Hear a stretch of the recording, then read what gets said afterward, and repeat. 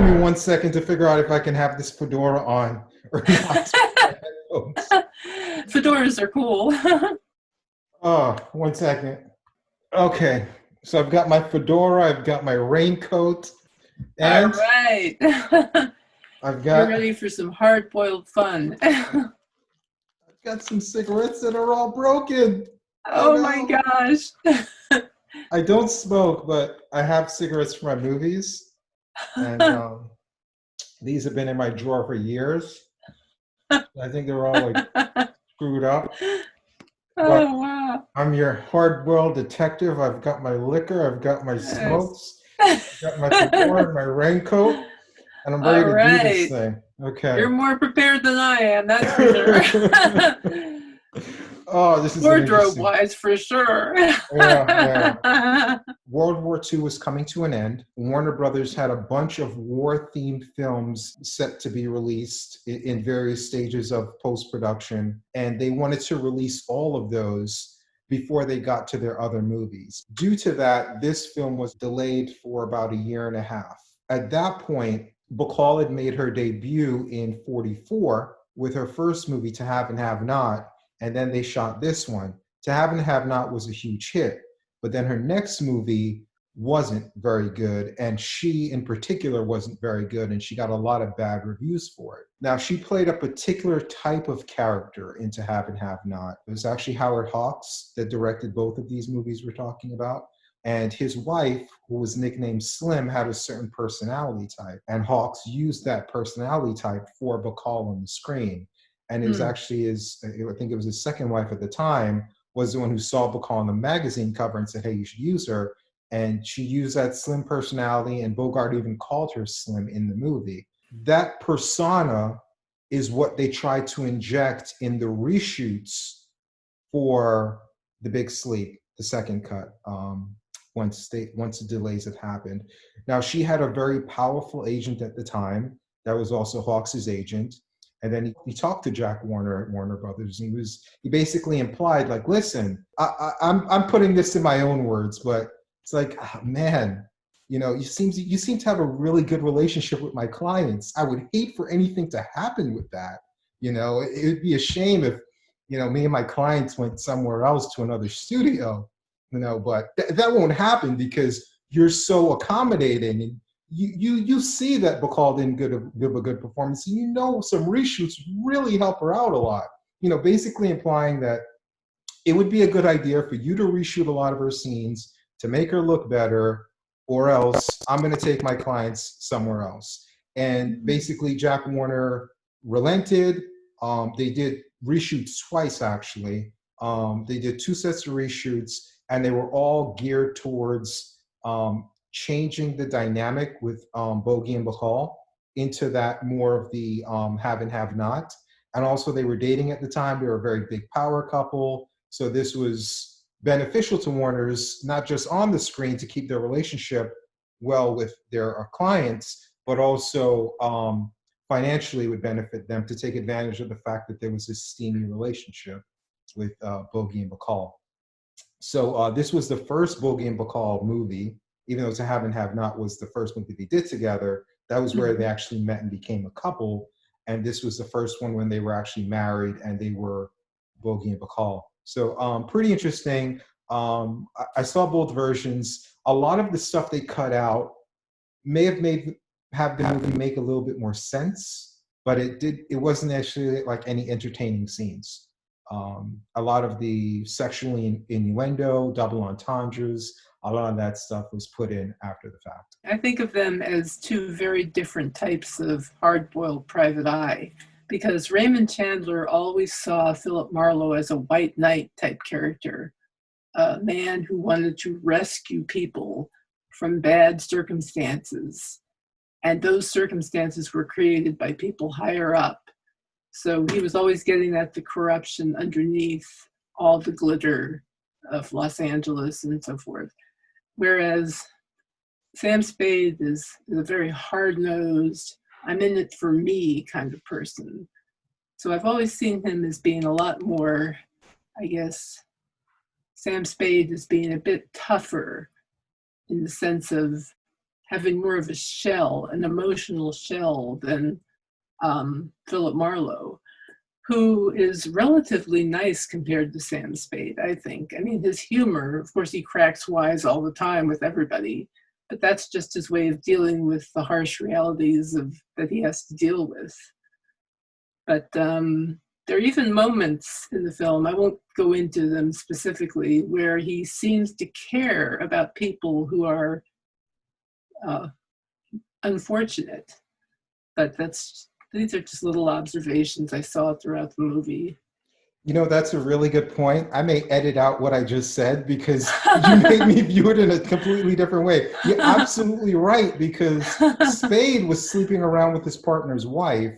And in Yeah, this movie, Marlowe has a chance to sleep with a lot of different women. He doesn't necessarily do that.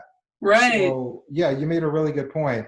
I'm going to edit this in a way that I completely agreed with you all along. So, but no, you swayed me. There is significant Good enough. differences. We start off and we see Bogey and Bacall have twin billing or co-billing as the leads, which is kind of ridiculous, but I guess it makes sense if a lot of all these reshoots were to appease Bacall, and that's his wife. I'm sure he didn't mind, but clearly Bogey was the much bigger star at this point or at any point.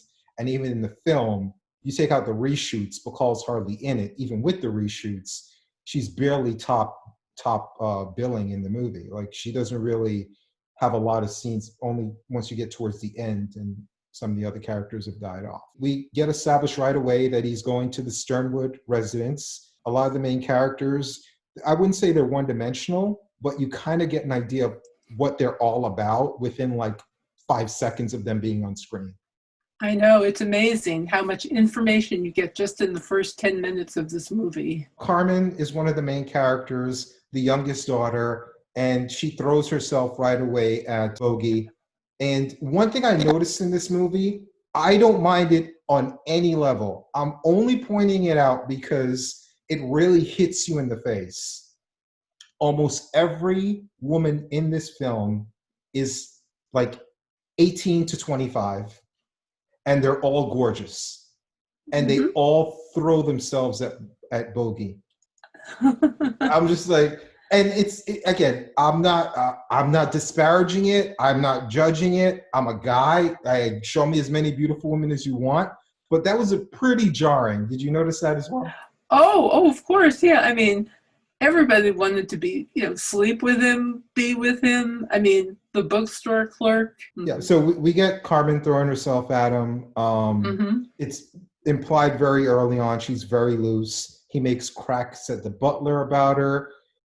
I thought he was being a little too presumptuous when he started like joking about how loose she was to her own father. It's like, dude, like, I know if I had a daughter, even if she was slutty, I wouldn't want to hear like some random stranger say, "Hey, your daughter's a pretty slutty, huh?" It's like, no, like you just met the guy, he's hiring you, and you're telling him how slutty his daughter is. And she tried to sit on my lap while I was standing up. I guess the reason that didn't bother me so much is that he seemed to know that already. And he seemed to be sort of, what's the word?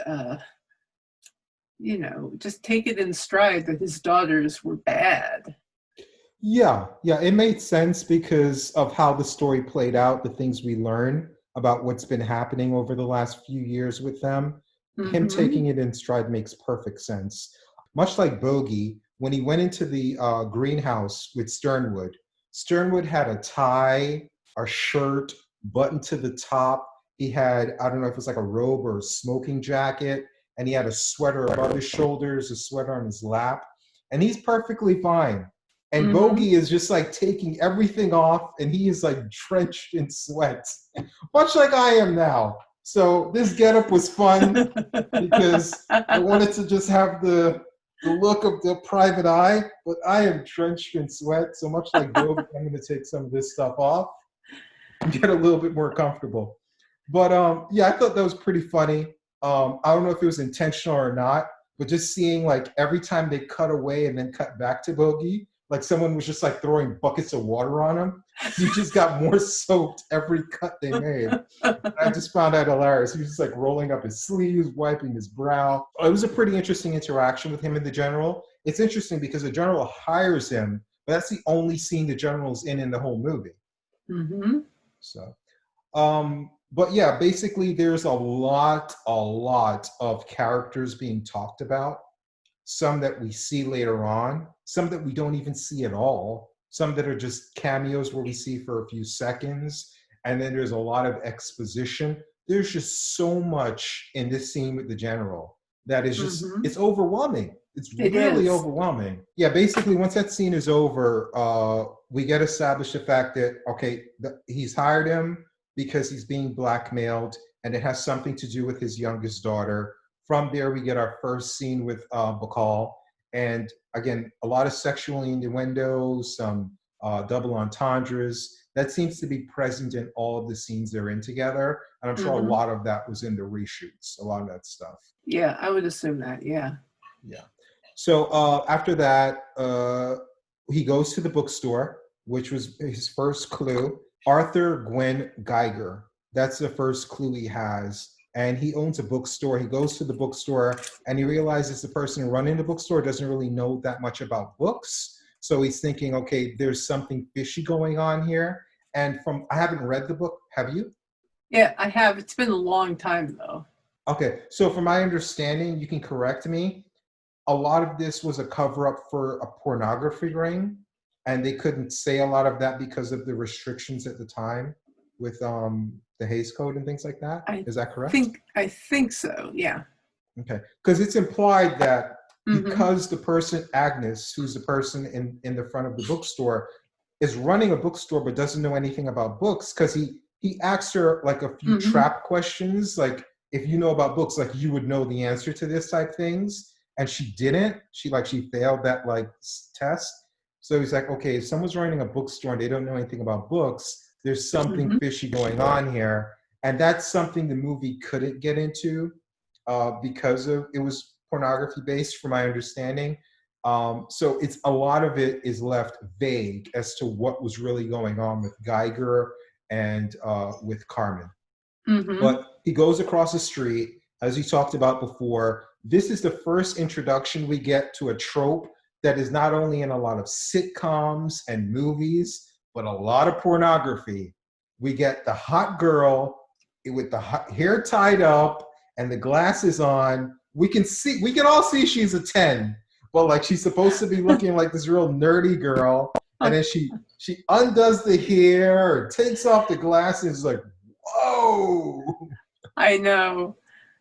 It's like, all you have to do is put your hair down and take off your glasses and suddenly you're Miss America. In this movie, yes. I don't know if in real life. So, but yeah, we get her throwing herself at him. This is the only interaction where it's implied that they may have had sex. Otherwise, he kind of like steers away from it. He doesn't really like take advantage of women in that sense, even though they're throwing themselves at him. This is the only, and it's not even clear if anything did happen. They may have just like had some drinks. So, yeah. In the book, did he have affairs with many women? I don't recall that he did. That's not my recollection. I really have to read the book again now, because there were a lot of things I was noticing that I was thinking, did they do that in the book? You know? So, yeah, it's not. I'm not really sure about that. Okay. I don't think he was a womanizer. Okay, so this would be another difference between him and Spade, because Spade was sleeping with everybody. Yeah. So he goes over to Geiger's place. He follows him home after he leaves the bookshop. So he kind of knows something's going on with Geiger, because the general showed him a bunch of checks that had Geiger's name on it, and that was written by his daughter to Geiger. So it's like something's going on here with Geiger and his daughter, and he already knows that this bookstore isn't really a bookstore, it's a cover for something.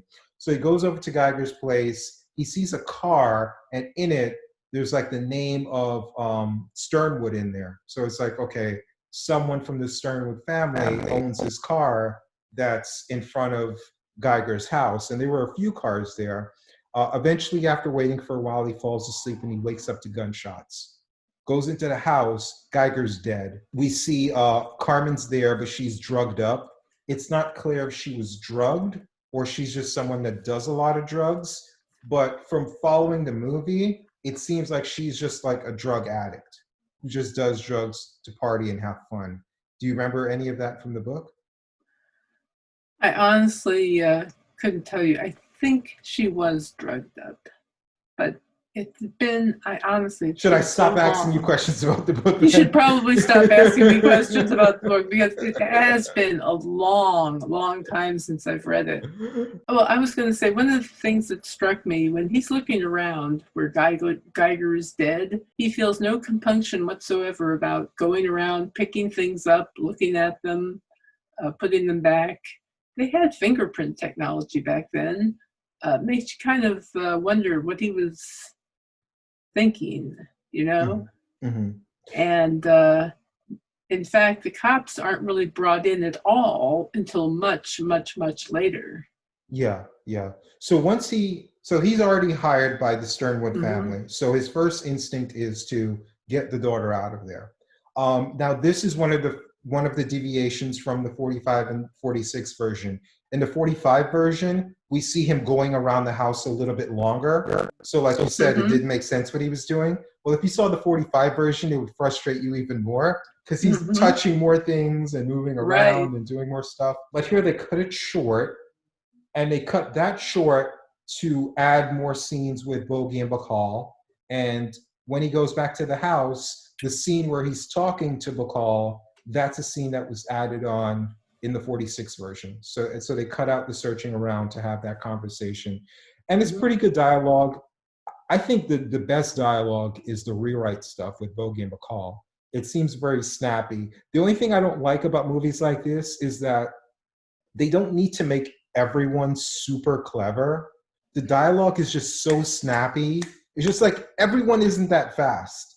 And it loses an effect of having like a real snappy character if like everyone's quipping back and forth. It's kind of like the Avengers movies, where first like Iron Man was real quippy and he was the only one like having like snarky remarks. But then like once you get into like 3 or 4 Avengers movie, suddenly Thor is quippy and everyone's quippy. It's like when everyone is quippy, they all sound obnoxious, you know? It's just like everyone can't be the smartass. You have to have one smartass and then everyone just plays off of them.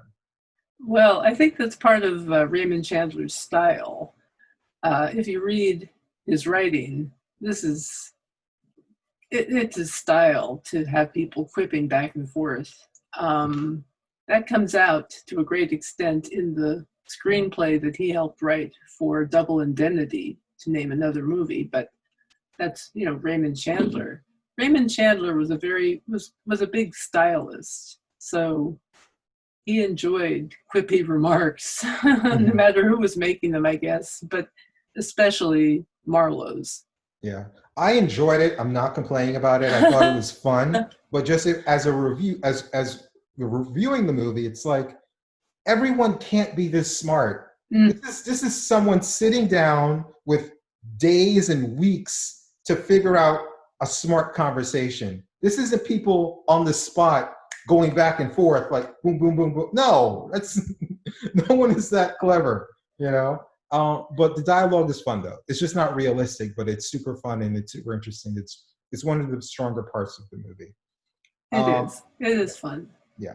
So after the Bogey and Bacall scene, he goes back to the scene of the crime, but now Geiger's body is gone. And he also noticed inside of a statue or a little vase or something, there was a hidden camera inside of it. And that comes into play later because there were pictures at the scene taken that's later used for more blackmail.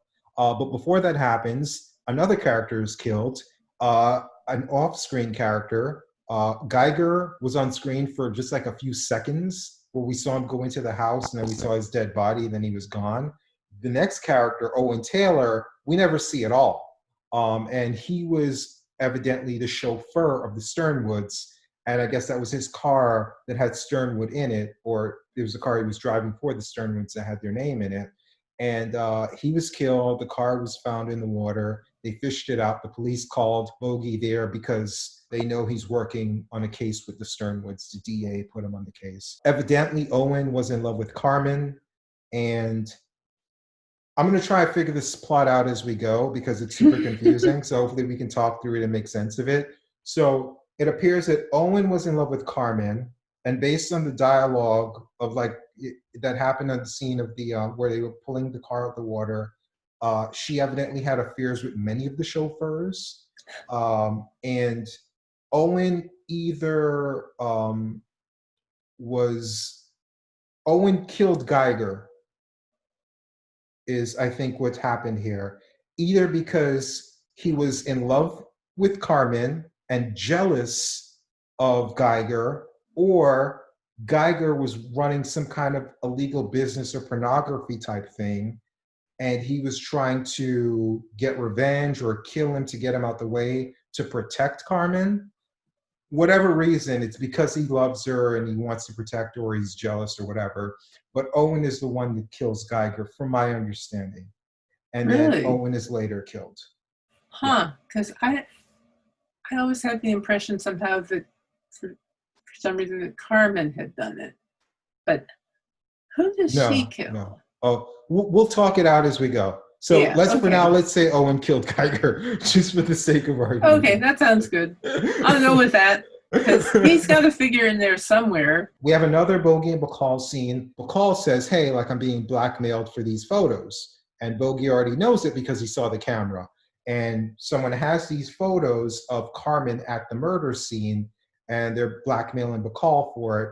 And Bogey says, all right, what do you want to do? She doesn't want to go to the father.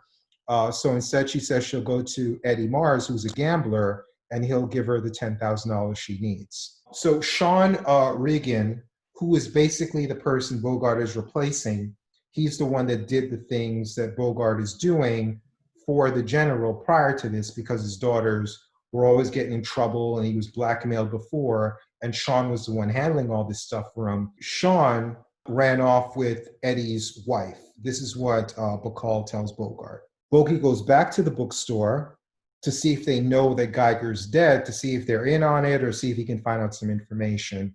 And he kind of gets an idea that something's going on. So he leaves the bookstore and then follows a car that leaves through the back of the bookstore to see where they're going. He tails them to see if these guys have anything to do with it. So as I talked about before, every woman in this movie is A, young, beautiful, B, in love with Bogart.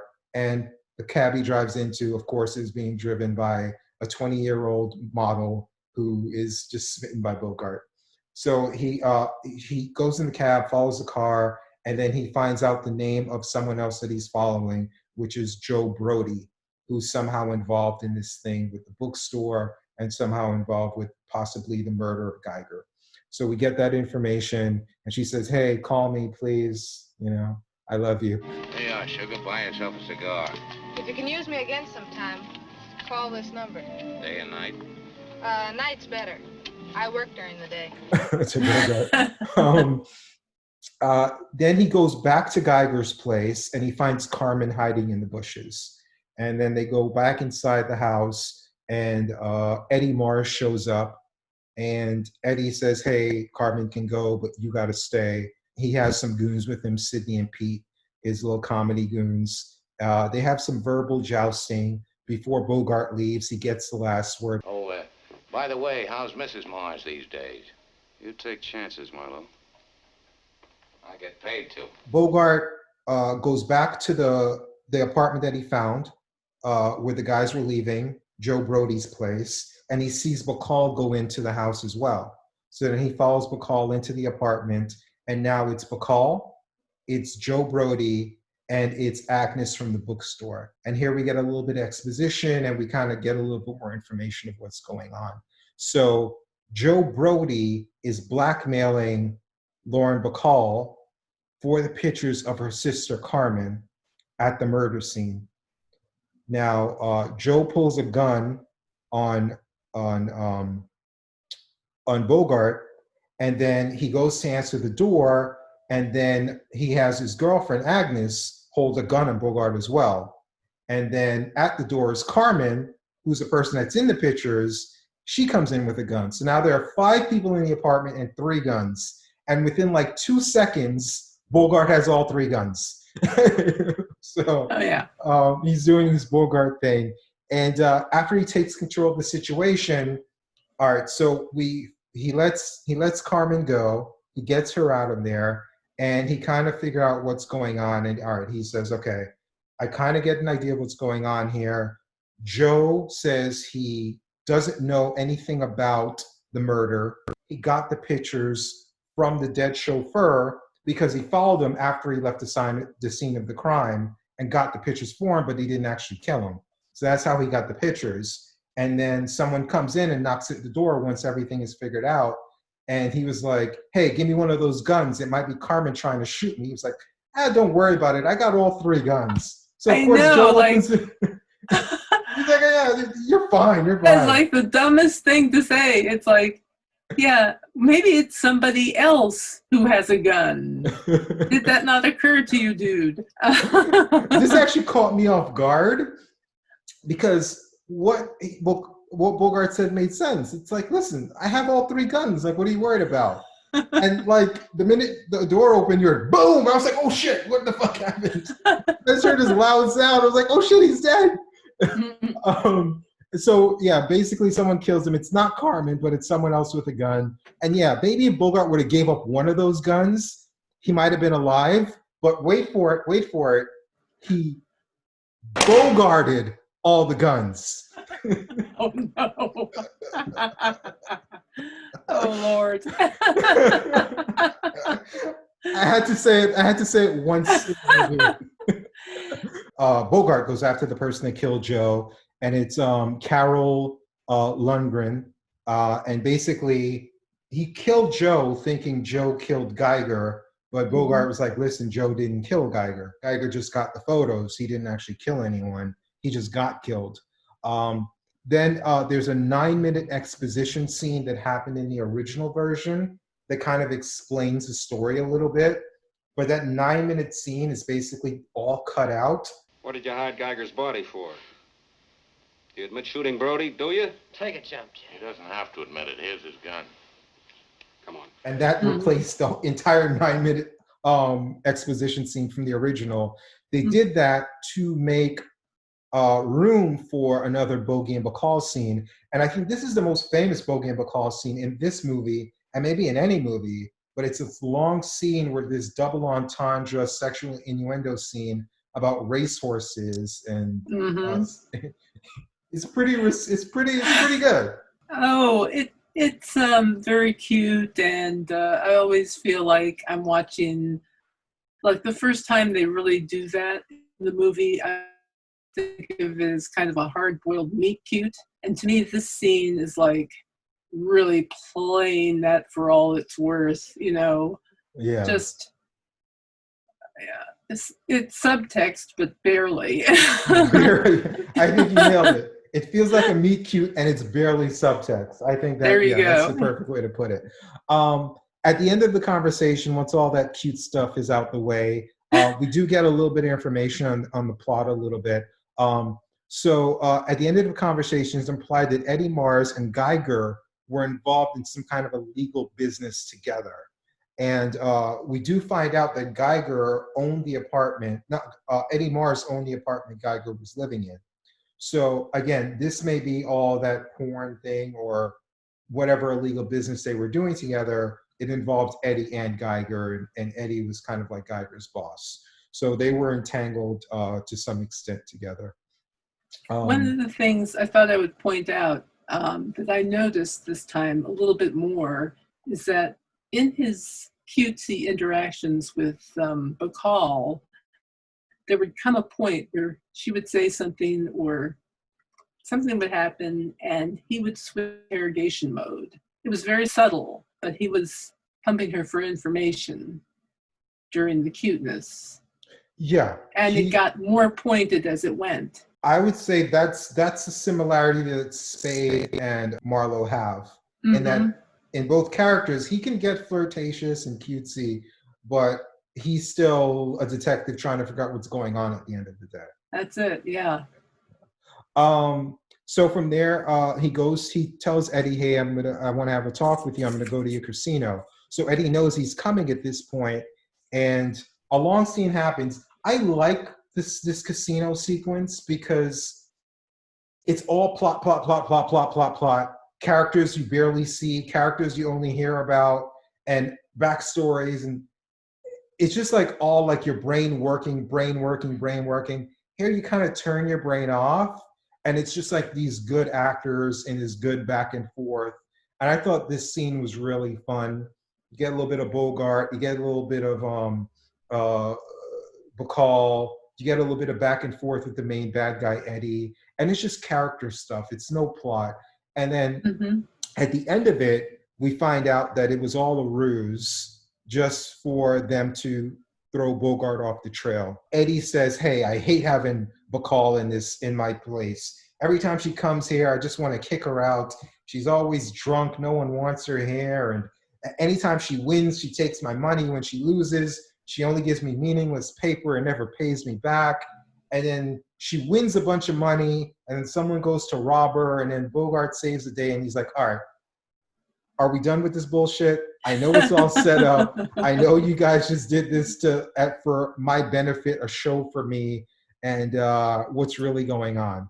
And it pisses off Bacall because like she gets a little bit angry that like he figured out what's going on, and then he sends her home. And then he goes home to his apartment, and like you said, this would be a change between Spade and Marlowe, because here we have Carmen throwing herself at him again in his apartment saying, take me. The only thing she didn't do is throw her legs over her head. You know, she's basically ravage me, you know? And he's like, go home, you know? Get out. Get out. Yeah. I have to go to sleep by myself in my apartment, okay? So I can worry about this case. Business, business, business. You know, it's like, I love the way he shoves her out the door. yeah, it's like, I have no time for this. He's just basically saying, you know, you're too young, you're on drugs, I'm not going to take advantage of you. Screwed up, and you know, I'm a good guy, and this would be wrong for me to do. And he's just being a good guy. But again, Spade wouldn't have done this, so that's definitely a big difference between the two characters. So then he wakes up the next day, and he gets a call from the DA saying, hey, they want, he gets a call from his friend, and he's basically saying, hey, the DA wants you off the case, but if you want to do it on your own, that's fine. From there, he goes to a diner, and he's trying to figure things out. He gets a call from Bacall saying, hey, like, forget it, everything's done, we don't need you on it anymore. So he's like, kind of like, what's going on? So the only thing that's still suspicious is that someone's following him. He already asked Eddie, and Eddie said, I don't have anyone following you. So there is someone following him who's Harry Jones. And he figures this out, but just as he figured this out, here comes Eddie's goons to beat him up again. Then he finally meets Harry Jones, and Harry is following him from Agnes. This was a friend of Joe's who's in love with Agnes, and Agnes needs some money to get out of town. She's like, hey, I have some information for you that you're gonna want.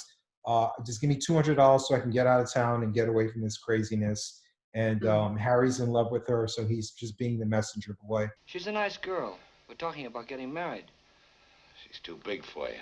That's a dirty crack, brother. And they really do a good job of setting up Harry's character, even though Harry's just in like 2 scenes. Used to run a little liquor. Rode the scout car with a Tommy gun in my lap. Tough racket. Terrible. Sit down, you make me nervous. Maybe you don't believe me. Bogart was like, I could just send you to the police and get that information. Why do I have to pay you $200? He's like, because I'm not going to snitch. Like, why would you even bring that up? Like, why would you like look at me like a punk? You might tell the cops for nothing. I ain't so brittle. I ain't tried to pull anything. I came here with a straight proposition, take it or leave it. One right guy to another. You start waving cops at me. And, you know, he's very defensive. And it sets it up perfectly because in the very next scene we see him in, he's being confronted by Canino, which is another one of Eddie's goons, and he's gonna kill him if he doesn't cooperate. What's the matter, Jones? Ain't you ever seen a gun before? Where's the girl? Listen. You want me to count 3 or something like a movie? Where's Agnes? And he cowers down, He gives up Agnes. Apartment 301. I guess I'm yellow, all right. And then when the guy gives him some poison to drink, either you drink this poison or I'm going to shoot you. And it's like he established like, I'm not a coward, I'm not a coward. But in the end, he kind of like you almost felt sorry for a guy who was just in 2 scenes. I would definitely feel sorry for him. I mean, I think this is probably one of Elijah Cook Jr.'s most heroic roles, if not his most heroic role. I mean, he drank the poison rather than tell that guy anything. I kind of view it as like he wanted to be tough. He wanted to stand up for himself, but facing the gun, facing this intimidating guy, after all that bravado, he just cowered down like a coward and drunk it. What's funny? Nothing's funny. I guess I kind of viewed it differently because the way Marlowe described it, he made it sound like Harry Jones made a sacrifice for Agnes. The little man died to keep you out of trouble. He didn't give her up. Right. He would have died either way, but instead of dying fighting or standing up to him, he just drank the poison and died meekly. So long, Jonesy. I tend to view his action more in terms of noir sensibilities. You know, he was screwed either way, no matter what. If he got shot or if he took the poison, he was screwed no matter what. And that was kind of like a very noir sort of aspect. Somebody just gave out the wrong address. You did all right, Jonesy. Nihilistic, fatalistic way of looking at things. The way it's filmed is fantastic too. I mean, everything about it is just excellent. Yeah, and I think even the way that Bogart doesn't come in as a hero, like Bogart is forced as a bystander to watch it because they didn't make him out to be a superhero who's going to come in and save the day. He wasn't in an advantageous position. If he came in, he would have gotten killed as well. So I think he wanted to help, but he knew that if he did come in, like they'd both be dead. So exactly. I think it works on so many levels. It was a great scene. Canino didn't get to Agnes. Bogart does meet up with her, gives her money, and he gets the information he wants. The information was the location of Mona, which is Eddie's wife, who at this point in the film we think ran off with Sean. What happened to Harry? There's no use going into that. You don't really care anyway. Just put it down. Your little man deserves something better. Here you are. Here's your 200. He goes after them, but Canino captures him as well, knocks him out, and he's tied up. Mona believes that Eddie's a good guy. She doesn't really believe that he did anything wrong. And then we see Bacall is there as well. When Mona walks away, Bogey and Bacall have a little heart-to-heart. He talks her into helping him. She unties him. And I thought, even though like she didn't have a big part in the film, a lot of the part that she had was just the sexual stuff.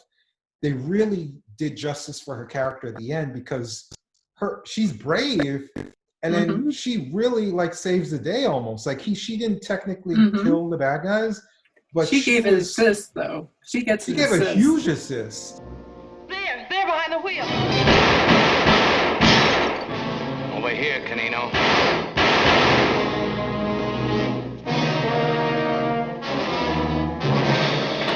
She does not come across as a femme fatale. No. She comes across as a relatively strong woman.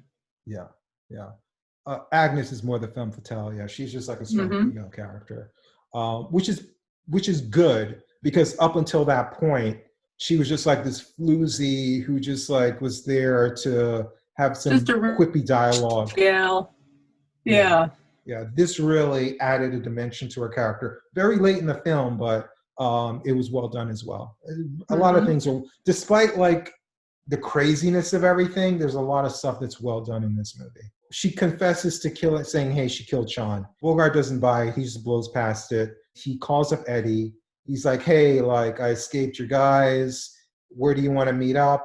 And here he's playing chess. He's thinking a few steps ahead. He's like, if I do this, where would he want to meet up? Probably Geiger's place. So he kind of manipulates the conversation so that Eddie says, all right, let's meet up at Geiger's place. But he makes him think that he's at the ranch or wherever it was that his wife was, Mona. So he thinks he's coming from where Mona was, but he's actually already at Geiger's place. So Eddie thinks he's going to take 40 minutes to get there. So Eddie's going to get there before him and set up everything he needs to set up.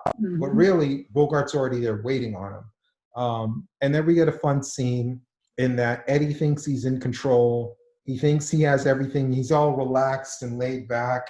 And he's like, but Bogart, again, he's ahead of him. He's like, listen, Bacall already confessed that she killed Sean. I don't believe it. Carmen killed Sean. And you're using that information to then blackmail her. And that's why you have control of her, because she just wants to protect her sister. And Carmen killed Sean because Sean was actually in love with Mona, who's Eddie's wife, and was having an affair with Mona. And Carmen was jealous. She wants to get everything she wants. And that's why she killed him. Which brings into the question, if she's willing to kill people who spurn her, why didn't she kill Bogart? Because Bogart turned her down like constantly. You know? It's a very good question. Yeah. So yeah, he's like, listen, I know what you're gonna do. You're gonna come in here all calm, and then you're gonna make me think we have a deal. Then when I walk out that door, you guys are gonna gun me down. What do you think's gonna happen now? Now what are you boys gonna think? What'll they do to the first one that goes out that door? Who's it gonna be, Eddie, you or me? He uses Canino's words against Eddie. What's the matter? Haven't you ever seen a gun before? What do you want me to do? Count three like they do in the movies? That's what Canino said to little Jonesy. Now, don't go crazy. Jonesy took it better than you're taking it. That's one, Eddie. Don't, Marlowe, don't. Don't. That's two, Eddie. Don't shoot, it's me, Marlowe. I thought everything wrapped up pretty well, and I think I have the logic of everything. I think I know. I think I nailed everyone who killed everyone. The chauffeur. Who killed the chauffeur? Who killed the chauffeur? Yeah. See, that's the unanswerable question. Nobody knows. I got everybody else. Yeah, that's who killed him. Yeah, we know everyone. Yeah. A classic question. It always comes up. Who killed the chauffeur? You know, Shit, I thought I had it. Damn it. You're going to have to do some more thinking if you really want to figure that one out, because Raymond Chandler himself did not know. Maybe Joe lied. lied. A loose thread. Maybe Joe lied and he did kill the chauffeur, or maybe Agnes killed the chauffeur. Perhaps Joe did. Yeah, Joe could have lied. Anybody could have lied. Yeah, but then again, if the screenwriters and the author are both saying they don't know, then it's just theories, I guess. That's it. That's all it is. Damn it. That's what I'm gonna title. That's what I'm gonna title this review. Who killed the goddamn chauffeur? Great. Yeah. Mm-hmm. I actually felt that looking at this critically, I enjoyed it a lot more than when I looked at it casually. Because when I looked at it casually, when these names are coming at you, and these characters that are barely on screen for a few seconds, or characters that are never on screen, but they play a big part in the plot and what's going on. We never see Jean, you know, and he's one of the main characters story-wise, never on screen. Mm-hmm. Geiger's on screen for like a few seconds. He's one of the major characters in the plot. So as a casual viewer watching this for fun, you don't pay attention to these names. These names go over your head. That's why I called Bogey and I called Bacall, because like, forget the names. I'm just following the actors, the faces I know. Like, looking at it critically and you follow things, it's a lot more fun with this movie. I thought it enhanced the viewing of it, looking at it critically. Yeah, it sucks not knowing who killed Owen Taylor. Name's Owen Taylor. General Stern was chauffeur according to his driver's license. But that's the only real loose end. Everything else kind of makes sense. You know anything about this Owen Taylor? It's really fun when you're watching a movie like this to figure out what is really going on, you know, following all the puzzle pieces. This doesn't look like the way you'd handle it. You know, I got a feeling that I didn't do this.